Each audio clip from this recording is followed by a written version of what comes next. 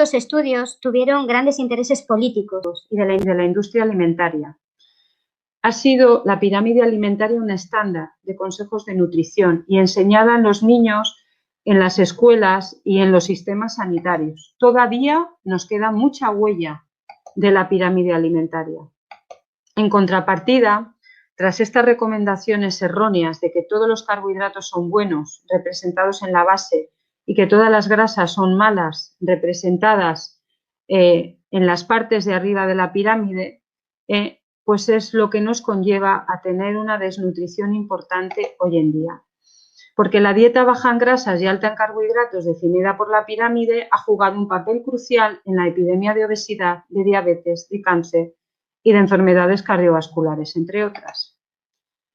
Y investigaciones recientes de la Universidad de Harvard, con numerosos científicos que apoyan de una manera muy sólida esta herramienta que es el plato saludable, que os la traigo hoy, que el Colegio de Enfermería lleva trabajando con ella más de 6 años porque consideramos que es una herramienta fácil, visible y que deja claro lo que debe contener un plato saludable. Porque los carbohidratos y los azúcares no son universalmente buenos para todos, ni las grasas malas. Y la pirámide por este motivo ha dejado de ser dejada de lado, aunque todavía se sigue fomentando. Deciros que todavía seguimos con este mensaje que nos ha calado muy profundo durante estos 50 años y estamos sustituyéndolo, reemplazándola muy buena parte de la comunidad científica por el plato saludable. Y el mensaje principal que enfoca el plato es la calidad. El tipo de carbohidratos de la dieta es más importante, el tipo, la calidad, que lo compongan vegetales, frutas, granos integrales y legumbres. Se aconseja evitar las bebidas azucaradas y se anima a consumir aceites saludables sin establecer un máximo. No hay un máximo en algo que nutricionalmente es esencial. Fijaros, el estudio Predimer de prevención con dieta mediterránea realizado en España con una muestra de hombres entre 55 y 80 años y mujeres entre 60 y 80 de cara a la enfermedad cardiovascular, qué riesgos había. La conclusión fue que una dieta mediterránea suplementada con aceite de oliva virgen extra, frutos secos, reduce en un 30% la incidencia de eventos cardiovasculares graves, con lo cual las grasas saludables actúan como factor preventivo de la enfermedad cardiovascular. Y las pirámides han ido evolucionando, pero nos da igual. Aquí os presento este estudio que muestra el conflicto de intereses de la industria alimentaria. Sigue estando en la base de la pirámide todos los procesados refinados de hidratos de carbono presentes hoy en nuestra alimentación, como son los panes, las pizzas, las pastas, todos ellos muy procesados por la industria. Y no nos sirve, a pesar de que vale, han añadido el ejercicio, tener un peso saludable, cocinar, pero da igual, sigue estando aspectos de la alimentación que no están encuadrados adecuadamente. Porque como resultado de estas directrices de un menor a un 30% de grasas, sin decir ni especificar qué tipo de grasas, un 15 a un 25% de proteínas, que es muy poco, y una cantidad de carbohidratos, el 50-60% que manifiesta la pirámide alimentaria, es lo que a lo largo de estas décadas estamos viendo que ha incrementado todas las enfermedades crónicas inflamatorias como la diabetes, la obesidad, el cáncer, que a los que luego me voy a referir con un estudio. Con lo cual, el plato saludable, si lo llevamos a una pirámide y lo equiparamos, la base está en verduras y frutas, cosa que estaba más arriba. Las proteínas, carnes, aceites, frutos secos, pescado y huevos pasan de estar arriba del todo en la parte media y los cereales, solo escogiendo aquellas formas saludables como los cereales integrales y las legumbres, pasan a estar en la parte de arriba con una pequeña proporción, porque la energía la obtenemos también de las grasas, una energía que además es de alto rendimiento, sin producirnos los picos glucémicos que nos provocan los hidratos de carbono, que hoy en día sabemos que están relacionados con la enfermedad metabólica y, lógicamente, defendible como líquido el agua. Y si pasamos a explicar un poquito el plato consta de una herramienta que en un disco salen las proporciones que en mi día a día, en las 3 comidas que defendemos que debe haber en el día, pues debe haber. Y la mitad del plato, si la empezamos a estudiar, son verduras y frutas, con una menor proporción de frutas. La OMS nos decía 3 raciones de verdura al día y 2 de frutas. Nos encontramos en las consultas que consumir verduras, cuando te dicen, no, 2 días a la semana, es ya, parece que es una manera importante. No, las verduras deben estar diariamente en 3 raciones en nuestro plato, incorporando color, variedad, crudo, cocinado. Hay tipos de vegetales que no los hemos introducido en la alimentación y son, por ejemplo, los germinados, las algas. Aquí veis colores, frutas de temporada, y se deben de masticar las frutas. Si hacemos un zumo de frutas, aumentamos el índice glucémico y dejamos más accesible el azúcar, quitando la fibra que está en la piel o en la pulpa, ¿eh? Entonces, incorporar color, y las patatas no cuentan como verdura porque tienen una asimilación muy fácil de esos almidones como azúcares rápido en la sangre. Esto no son verduras ni frutas saludables. Un zumo procesado tiene una liberación de azúcar muy rápida y no tiene los nutrientes que tiene una fruta natural. Y algo que cortan y pelan por mí y me hacen mis ensaladas, pues puede ser algo que, poniendo una lupa muy grande, sea algo que me socorra un día, pero no puede ser el día a día. Un cuarto del plato, si ya hemos visto la media parte, un cuarto del plato debe estar formado por proteína saludable. ¿Y dónde está la proteína saludable? Está tanto en las legumbres, debemos de variar, como en los frutos secos naturales, debemos de variar. Podemos mezclarlo en ensaladas y combinar con vegetales, es lo ideal. Y luego las de alto valor biológico, que están en la carne, en el pescado y en los huevos. Y sí que insta la OMS a que limitemos las carnes rojas, pero sobre todo las carnes rojas procesadas. Se sabe por estudios que unas carnes rojas combinadas con vegetales no producen el daño que si no las tomamos acompañadas por vegetales. Pero debemos evitar los procesados, ya he dicho antes, por la cantidad de aditivos como bacon, hamburguesas, salchichas. Si somos capaces de tener una receta y con un alimento natural hacerlo en casa, es perfecto. Pero esto no es una proteína saludable, ¿eh? Esto no tiene. Estos son procesados de espieces de pescados y de carnes mezclados con un montón de sustancias que, si supiéramos lo que tienen, desde luego no lo compraríamos. Y la otra cuarta parte del plato no son cereales refinados y azúcares, son cereales integrales, ¿eh? Y no debemos tener el trigo como expresión de los cereales, sino hay trigos ancestrales como la espelta, el camu, interesantes cereales como la cebada, el centeno, la avena, muy beneficioso para ese intestino que he hablado antes, arroz con semillas que mantengan la cáscara externa, no el almidón. Ahora os voy a explicar cuando refinan un cereal lo que pasa. O comidas hechas con estos ingredientes integrales. Tienen un efecto más moderado en el azúcar y en la insulina que todo lo refinado, que debemos de minimizar, no formar parte de nuestro plato. Y es que a un cereal, cuando lo refinan, le quitan toda su cáscara externa, que es el salvado, y la parte del germen, que es donde están las vitaminas, minerales y aminoácidos, con lo cual solo nos queda el endospermo, el almidón, que pasa rápidamente a la sangre a formar parte de un azúcar rápido, con lo cual esto no nos interesa. Cereales de calidad y en su forma integral. Esto está repleto de cereales refinados, ¿eh? No pueden formar parte, se les considera bollería industrial, y si queremos a nuestros hijos, pues no les podemos dar. Y fijaros, esta página que se llama sinazúcar.org, la OMS insta a que un niño no debe consumir más de 25 gramos de azúcar al día, azúcar libre. Y no hay aquí ningún alimento claramente reconocible en la alimentación de un niño, como son postres lácteos, como son galletas, como son refrescos, como son zumos, como son todo tipo de alimentos comunes que muchos triplican esta dosis diaria, con lo cual estamos promoviendo la inflamación a través de estos procesados desde las etapas iniciales de los niños. Y os comentaré un dato al final que a mí me ha dejado bastante, bueno, no pensaba que la incidencia de esta enfermedad era tan alta en niños, pero viendo todo esto no nos debe extrañar.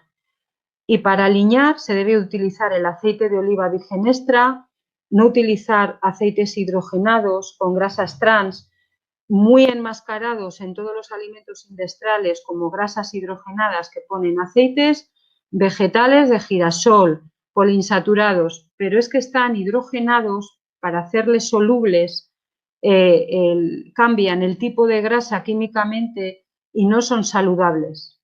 Debemos de utilizar aceites virgen extra de primera presión, de oliva, de lino, de girasol, de sésamo. Nuestro aceite de oliva virgen extra es clave para una alimentación saludable, frutos secos naturales, introducirnos en semillas, chía, sésamo, nos empiezan un poco a sonar igual a la mayoría.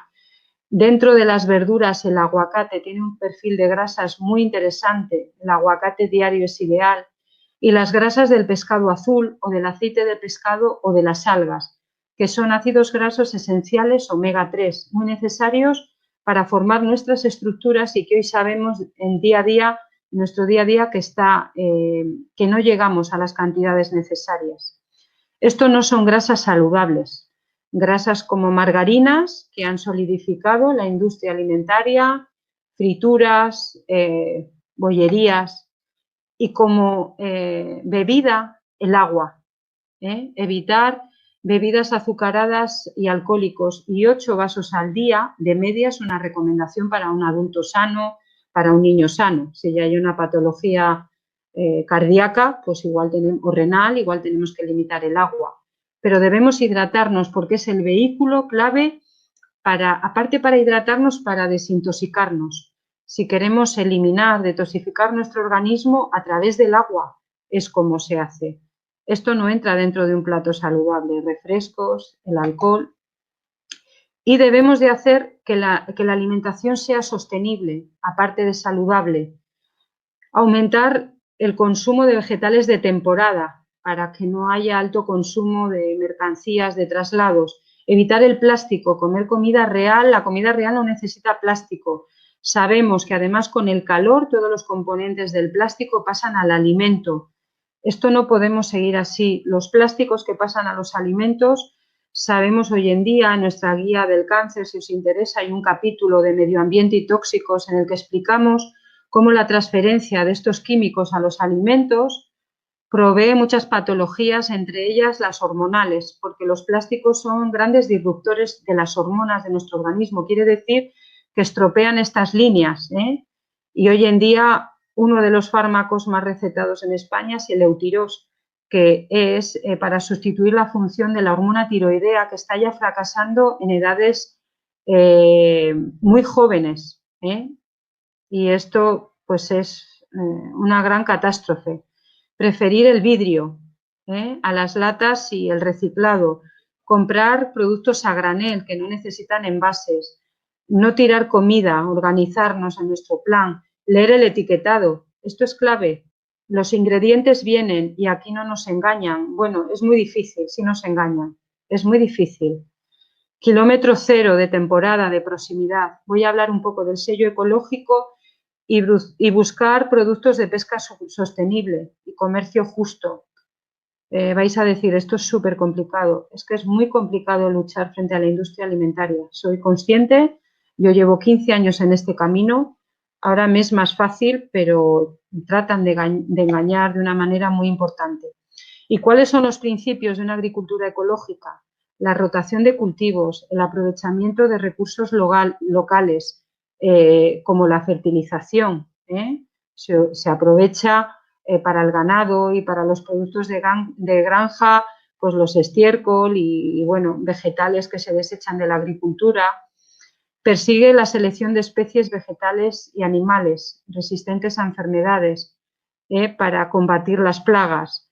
promociona una cría de ganado al aire libre y con una alimentación propia de pasto y ecológica. En ciertos momentos del año se les puede dar otro tipo de alimentación, pero promueve la alimentación de pasto, limita el uso de pesticidas y fertilizantes y antibióticos en la agricultura, que hemos hablado tan negativos para ello, y prohíbe el uso de organismos genéticamente modificados, instaurados políticamente hace ya más de 2 décadas y que su uso está por saber lo dañoso que va a ser para el ser humano. En una ganadería ecológica, el primer dígito de un huevo es el 0. De un animal campero, de una gallina campera, es el número 1. De suelo es el número 2 y de jaula el número 3, con lo cual sería conveniente que este primer dígito de un huevo estaría entre el 0 y el 1. El siguiente código es el español y luego los siguientes códigos hacen alusión al tipo de dónde está localizada la granja. Así que consumamos productos, pues alimentos que sean lo más próximo a su alimentación natural. Y el reglamento de España y de Europa atribuyen al alimento ecológico las siglas eco, bio u orgánico, exclusivamente. Hay una autoridad de control, hay un organismo nacional que certifica el producto y hay un logotipo, que es esta hoja llena de estrellas verde, con un código que es España, eco es alimentación ecológica, el 001 hace alusión a la comunidad, que en este caso es la Comunidad de Murcia. Y normalmente hay un sello de la comunidad. En Cantabria, el organismo encargado de este sistema de control es la Oficina de Calidad Alimentaria y el sello de Cantabria, el dígito de Cantabria es el 15. Es España, alimento ecológico, código 15, que es Cantabria. Tenemos en Cantabria muy buena producción de alimentos ecológicos. Debemos de leer las etiquetas. Va a venir el tipo de grasa, los ingredientes. Aquí tenemos los ingredientes. Orlando, no has comprado ajos. El primer ¿Cómo ingrediente. quieres que cocine? A ver, por favor, cerrad el micro, que hay un micro abierto. El primer ingrediente de un producto es lo que más está presente en ese producto. En muchos procesados, y sobre todo si nos vamos a cereales de desayuno, el primer ingrediente suele ser el azúcar. Pero hoy en día ya vemos cómo lo que hacen, un truco que hace la industria, es dividir ese azúcar en 3 diferentes, de manera que hay 3 azúcares diferentes que están abajo del todo, porque si lo clasificamos en 3, tenemos menos cantidad de cada uno y ya no es un primer ingrediente. Esto es un truco que utiliza mucho la industria alimentaria cuando quiere que no se vea un primer ingrediente que sabemos que no tiene una atribución saludable, pues pone 3 edulcorantes, por ejemplo. Es muy importante leer los ingredientes y saber qué aditivos estamos manejando. Y yo seguiría la misma regla que me comentaron a mí hace 20 y tantos años. No comprar ningún producto que tenga más de 5 Es, porque el efecto cóctel es tremendo. Debemos de, con aplicaciones, saber leer el etiquetado, porque luego tanto lo sabemos a nivel promocional como en las etiquetas, utilizan declaraciones nutricionales porque por ley, cuando un producto tiene una atribución, por ejemplo, un contenido en minerales que se los han podido añadir, por ejemplo, unas galletas que refuerzan con hierro y vitaminas, pues pueden atribuir a esas galletas que por sus contenidos en minerales tienen una alegación saludable, siendo que el producto en sí no sería totalmente defendible para un niño, pero utilizan todas estas alegaciones y todos estos ingredientes que añaden para poderlo hacer. Como os digo, es muy lesivo. Y este nuevo lectura de etiquetas está para incorporarse. Es una lectura que la mayoría de conocedores de esta aplicación no la defendemos porque va a clasificar a productos de la industria en alto, medio y bajo, según los hidratos, las grasas y las proteínas. Pero, por ejemplo, un alimento como el aceite de oliva virgen extra va a estar clasificado muy alto en grasa, porque solo en grasa, y no va a estar catalogado como un alimento recomendable. Sin embargo, algún alimento edulcorado, bajo en azúcares, puede estar catalogado a lo mejor como adecuado, porque igual contiene una cantidad de proteínas y es bajo en azúcares porque tiene edulcorantes artificiales y va a estar etiquetado como apto. Con lo cual no nos vale porque no nos va a identificar realmente los saludables o no. Esto un poco para que lo sepamos. Hay aplicaciones que nos pueden ayudar, teniendo la aplicación y leyendo el código de barras, pues nos puede valorar los nutrientes, cuántos aditivos tiene, otras alternativas. Esto un poco lo debemos de tener un poco en cuenta porque hay trucos. Nos pueden ayudar algo a leer etiquetado, pero hay trucos. Un alimento natural, os vuelvo a incidir, no necesita un etiquetado y es a lo que debemos de ir huyendo un poco de todos estos lineales de los supermercados. Otra app es el Coco, que le veo muy interesante en ultraprocesados. ¿Por qué? Porque cataloga en un 1, en un 2, en un 3, en un 4, si es poco ultraprocesado o más ultraprocesado. Por ejemplo, un producto congelado o en conserva puede tener un 1 y puede ser interesante en algún momento, pero desde luego un 3 y un 4 pues tienen todos estos procesados que estamos viendo en la foto, distintas galletas y bollería industrial. Entonces, bueno, me parece que para un consumo consciente puede ser interesante. Otro es My Real Food, que sobre todo también para comida real de ultraprocesados me parece interesante porque tiene unos indicadores alto, medio y bajo, con lo cual, bueno, pues si en la mayoría del círculo es verde, pues puede ser más apto que otros y, bueno, es un poco algo que nos puede ayudar.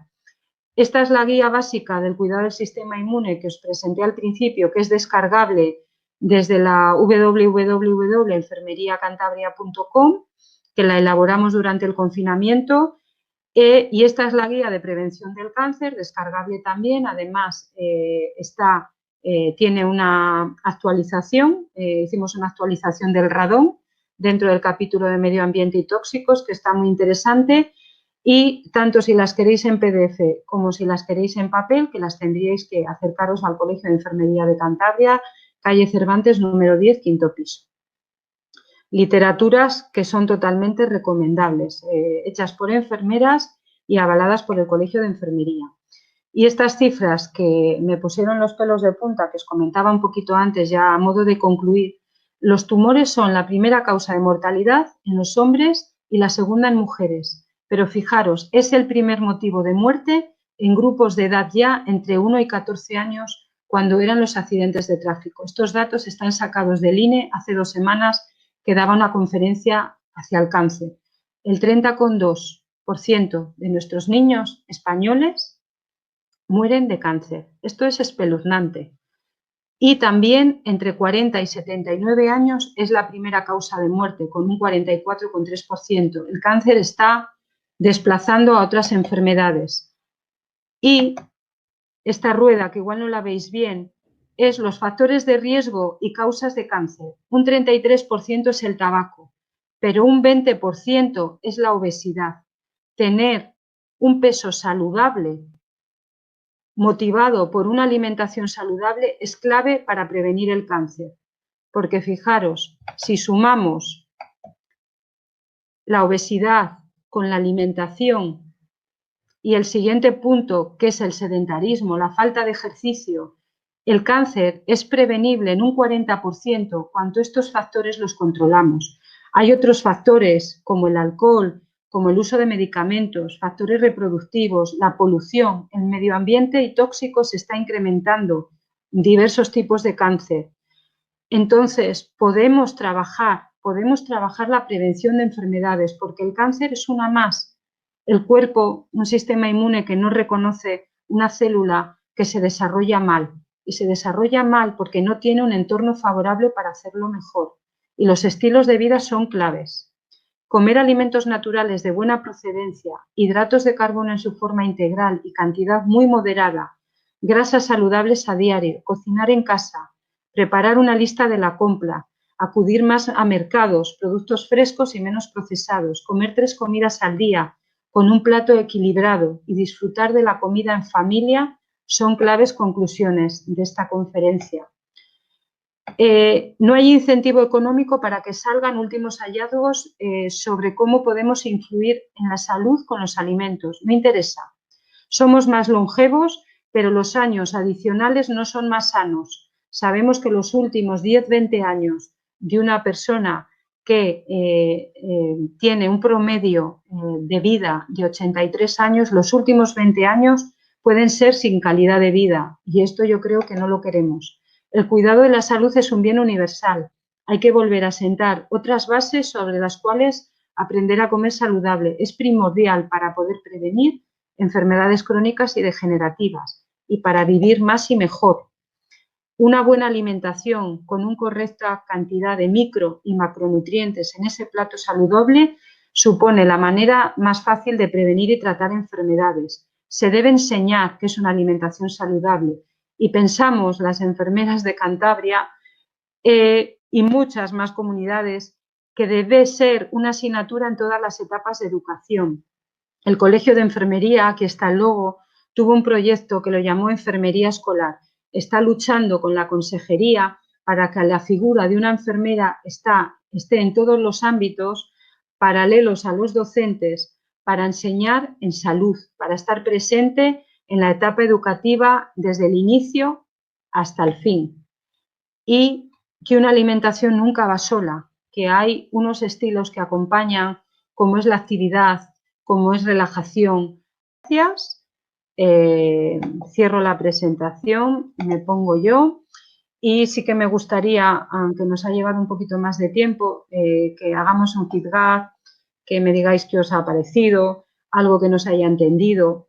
Entonces, pues abrís el micro cada uno individualmente y si puedo resolveros alguna pregunta estaría encantada. No tengo un máximo de tiempo, podemos hacer un cuarto de hora o 10 minutos de preguntas, lo que consideréis, Elena, si lo ve bien. Sí, sí, mira Raquel, mientras la gente se va animando y lo que tú dices que abran el micro, por aquí por el chat tenemos alguna de Leila que ya pregunta por las técnicas de cocinado. Leila es una alumna del instituto y pregunta por las técnicas de cocinado que mantienen mejor las propiedades de los alimentos, que sí que un poco lo has comentado, pero por abundar un poco. Lo he comentado porque, claro, meter otro capítulo más, pero sí que debe quedar claro, y lo he dicho, ¿no?, que un alimento natural que hemos escogido de buena procedencia le podemos arruinar o le podemos perjudicar mucho con el tipo de cocinado. Los tipos de cocinados que mantienen una tapa, de manera que si hay un alimento vegetal se oxidan menos vitaminas, pasan menos en el vapor, porque la tapa permite cocinar con menos calor.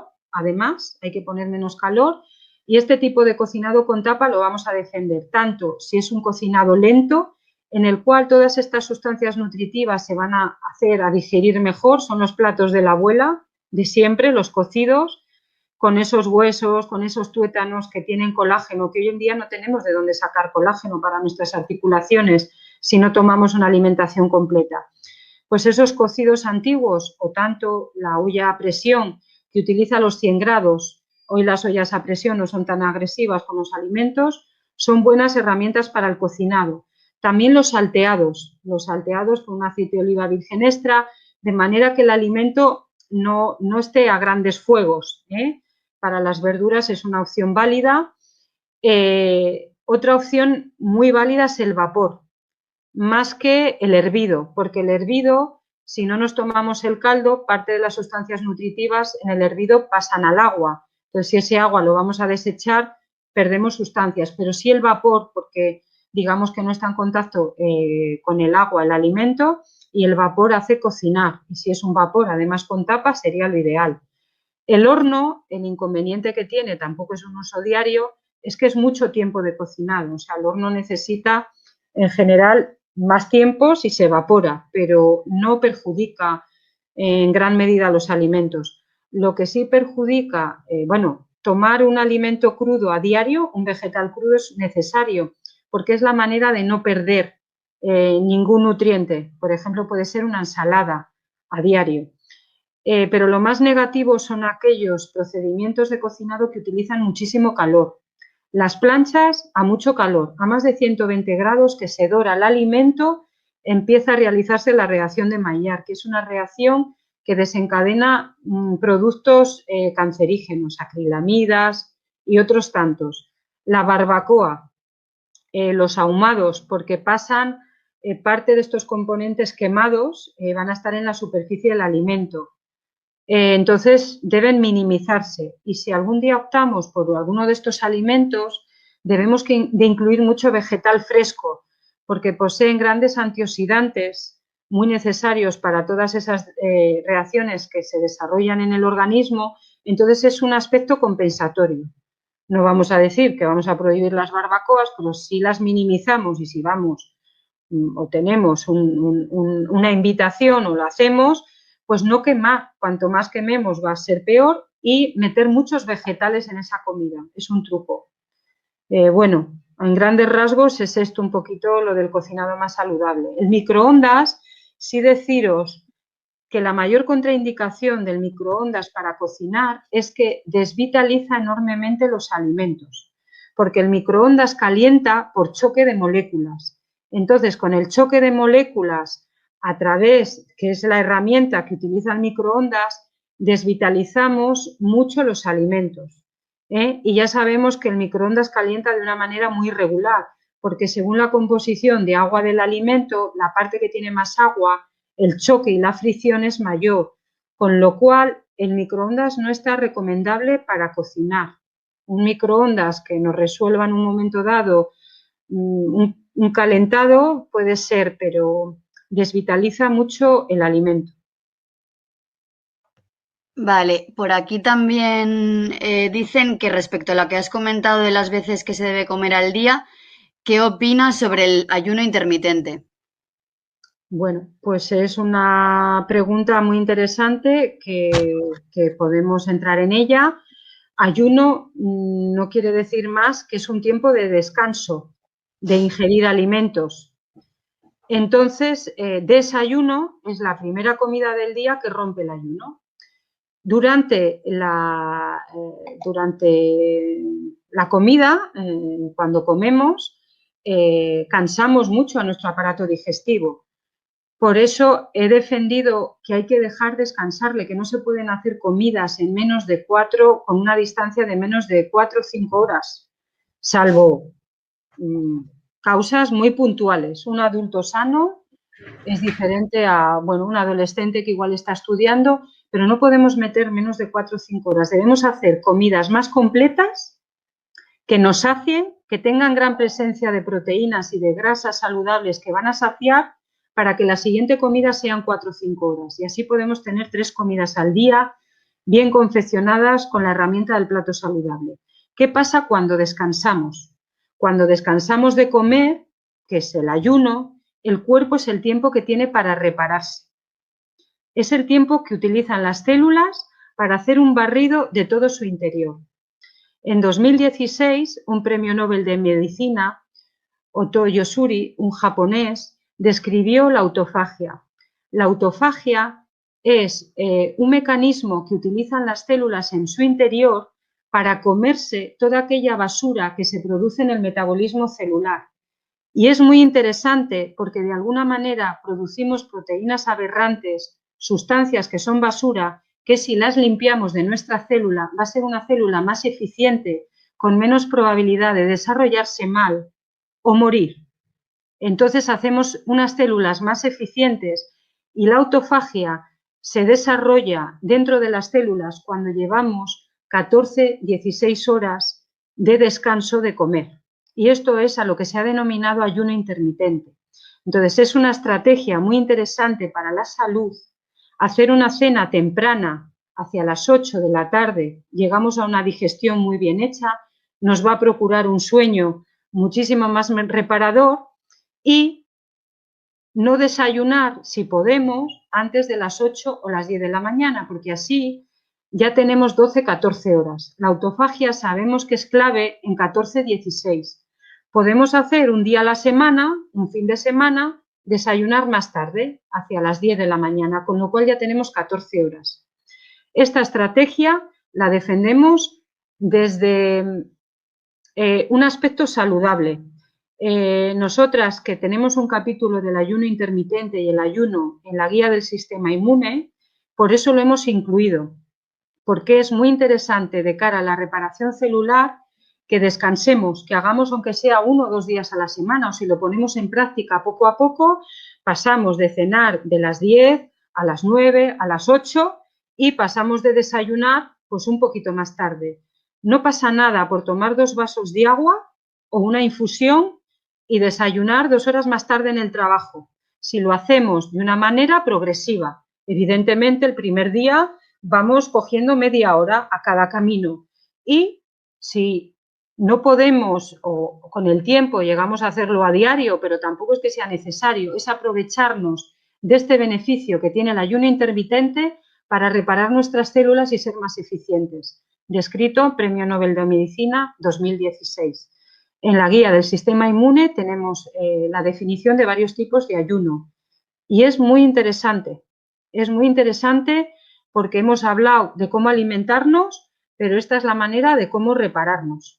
Y un día de fin de semana, un sábado, podemos desayunar a las 10 de la mañana, todo esto con adiestramiento. Evidentemente, las comidas del día deben estar muy equilibradas y muy bien formadas con la herramienta del plato saludable. Debemos de incluir grasas saludables en las 3 comidas, proteínas saludables en las 3 comidas y, si podemos, vegetales en las 3 comidas, porque podemos hacer un desayuno con un pan integral de calidad de centeno o de avena, con unas rodajas de tomate, con un aguacate, con un aceite de oliva, incluso una proteína como es un huevo. Desayunar una tortilla francesa sería mucho más recomendable para cualquier adulto y cualquier en la etapa de desarrollo de los niños para el fin de semana, que nos da más tiempo, que desde luego llenar el desayuno de gran cantidad de alimentos procesados, refinados, basados en cereales. Nutricionalmente es más inteligente que desayunaran un huevo, que desayunaran unos vegetales o unas frutas partidas, que lo mastiquen con unos frutos secos, llevarse media mañana del colegio una fruta y unos frutos secos, porque tenemos un poco pico de glucosa, pero luego la grasa saludable nos hace saciarnos hasta la hora de la comida. Podemos poner muchos ejemplos, pero no pueden entrar otra serie de alimentos. Es espeluznante los datos de patología que cada vez se está dando más en la edad infantil. Gracias, Raquel. Por aquí alguna cosa más. Rafa Casuso dice, cuando has comentado la importancia del segundo cerebro, intestino delgado, neurotransmisores, si puedes un poco ampliar esto. Bueno, esto es un capítulo súper interesante que nos podría dar para muchos días. Pero en resumen, al intestino grueso, por la cantidad de microorganismos, que es el ejército que nos beneficia y se instaura desde que estamos en el feto de nuestra madre, pasa por placenta y a las primeras bacterias que van a ocupar esa parte digestiva. El resto de bacterias de una manera brutal se instauran en el parto. Si es parto vaginal, unas bacterias más interesantes en vagina que si es por cesárea, que son las bacterias que tenemos en la piel, que son menos equilibradas, vamos a tener más déficit en el momento de nacer. Y esa lactancia materna que vamos a procurar que sea 6 meses exclusiva, ahí tenemos la base más perfecta que puede tener un niño que nace. Procurar que en esos 3 años de vida esas bacterias se instauren bien, porque va a ser el futuro clave de mucha enfermedad. Un niño que no tiene el mejor suelo, quiere decirse que su madre no ha tomado fibra suficiente, no se alimenta adecuadamente, no le puede pasar unas bacterias equilibradas, que encima nace por cesárea, que encima no recibe la lactancia materna, no va a tener esta gran oportunidad, pero va a tener muchas oportunidades a lo largo de su vida para incrementar una alimentación que se base en lo que hemos dicho, porque si no hay fibra, estas bacterias no se van a poder alimentar. Y si no se pueden alimentar estas bacterias que forman este órgano que se llama segundo cerebro, y ahora voy a explicar por qué, si no se alimentan, no van a poder producir vitaminas, no van a poder producir ese moco que va a hacer resbalar las heces y no hacernos heridas en ese tránsito, van a prevenir el cáncer y lesiones como pólipos y divertículos, hoy muy actuales, enfermedad inflamatoria intestinal, permeabilidad intestinal, van a luchar en esa capa de nuestro intestino a lo largo de todo el tramo en procurar que todo se efectúe bien y ponerse paralelamente al lado de un sistema inmune para defendernos de los tóxicos a lo que debe pasar en la sangre. Pero cuando esa barrera se hace franqueable porque la inflaman cantidad de productos y alimentos que tomamos, pues ya van a pasar sustancias tóxicas a la sangre y es clave para el inicio de patologías como las alergias, como las intolerancias y todas las que he mencionado antes. Con lo cual, una microbiota saludable es clave desde el inicio de la vida de un niño. Podemos irla modulando si comemos lo correcto a lo largo de nuestra vida. Un estudio que está en una de nuestras guías, en la guía del cáncer, dice que 15 días una tribu que no se alimentaba con vegetales, tomó durante 15 días vegetales y ya cambió su microbiota intestinal a familias que no contenía, con lo cual todo es modulable, aunque el suelo lo tenemos. Y se llama segundo cerebro porque la microbiota intestinal tiene una unión con el sistema nervioso central de 5 veces intestino-cerebro a 3 veces cerebro-intestino. Tiene una comunicación de membranas clave, porque el 80% de los neurotransmisores cerebrales se sintetizan en intestino, entre ellos, por ejemplo, la serotonina, que es el neurotransmisor que nos da la felicidad, que nos aumenta el ánimo, con lo cual fijaros si muchas de las depresiones actuales o bajos estados de ánimo podrían estar originadas porque tenemos una disbiosis, un desequilibrio intestinal y no se pueden sintetizar bien estos neurotransmisores. Es clave, se está estudiando desde el Alzheimer, desde el Parkinson, desde muchas enfermedades como la fibromialgia, cuyo origen, la diabetes, la obesidad, cuyo origen puede estar, entre otros, factores como la disbiosis. Con lo cual, lo que comemos es clave para que esas bacterias tengan un equilibrio, porque pueden desequilibrarlas como todos los procesados, los fármacos, el cloro del agua. Muchos químicos que tomamos las perjudican. Sin embargo, si reciben alimentos diarios, tienen mucha fibra, todos los verduras medias como el puerro, la alcachofa, la cebolla, los espárragos, toda la hoja verde, o sea, todos los vegetales, las frutas, los frutos secos, las legumbres, el cereal integral alimenta sus restos que no se absorben, la fibra no se absorbe y pasa al intestino grueso a alimentar a estas bacterias. Esto da para mucho, pero quiero que se entienda la importancia de lo que somos por lo que comemos. Y Raquel, tenemos por aquí otra que dice, Carmen, que qué importancia tiene la calidad de la carne, huevos, queso que comemos que proceda de animales de pasto, de hierba fresca y demás.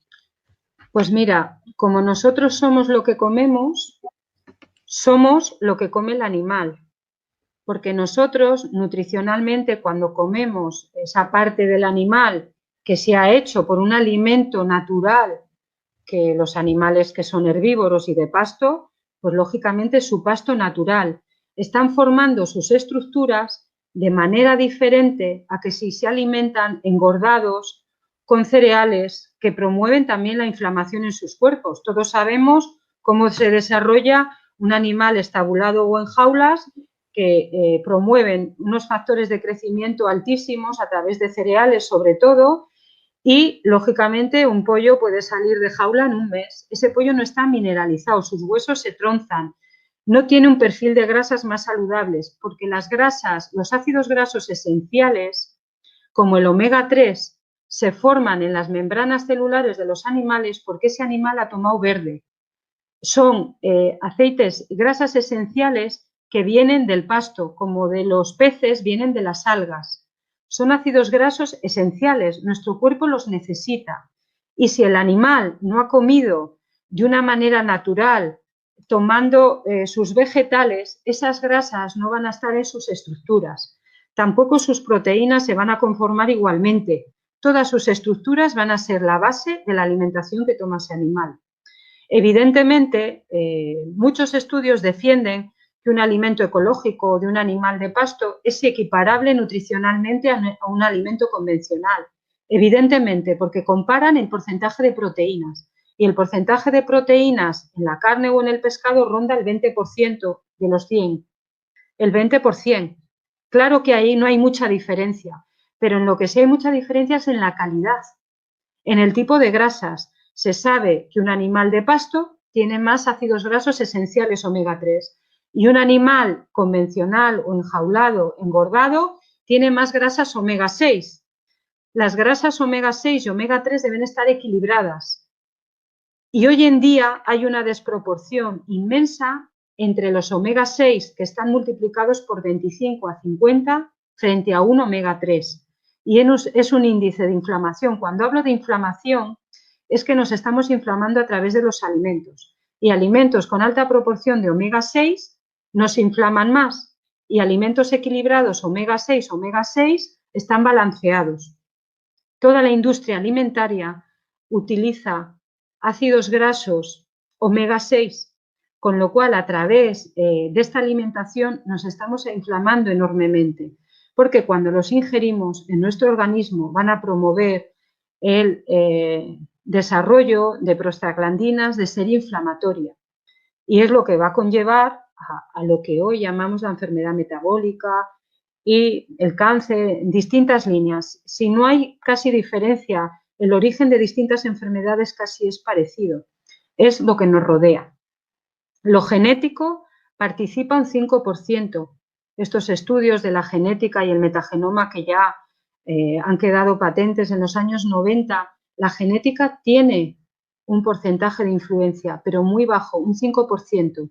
Lo que rodea a la genética, a nuestro ADN, que son nuestros estilos de vida, es una definición que se llama epigenética, lo que rodea a los genes, es lo que va a influir a la expresión de los mismos.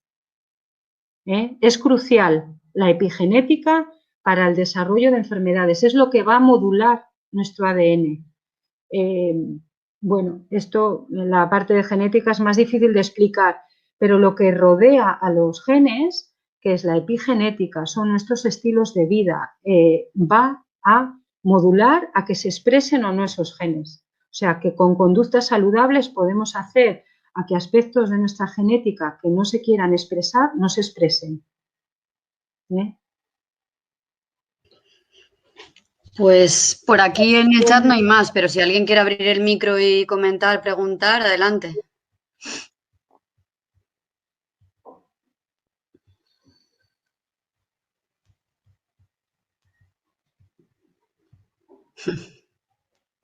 Bueno, yo lo que decía antes, Raquel, os animo a entrar a la página del Colegio de Enfermería, donde, bueno, ahí veis la guía a la que ya se ha ido refiriendo todo el rato, las conferencias que han ido y van ofreciendo, y bueno, ahí está un poco recopilado todo esto. En la web del instituto también tenéis el material de la iniciativa de Ama tu Cuerpo, que empezaba Raquel comentándola, que va en esta línea, es para que nos animemos, familias, alumnado, a hacer esta receta saludable, sencilla, que vaya en la línea de la herramienta del plato saludable y ese equilibrio que ha ido comentando Raquel.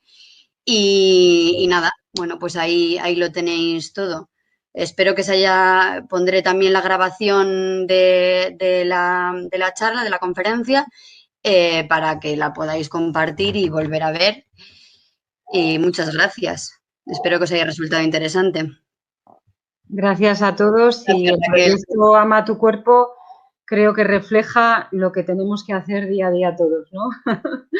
Gracias. Muchas gracias, Raquel.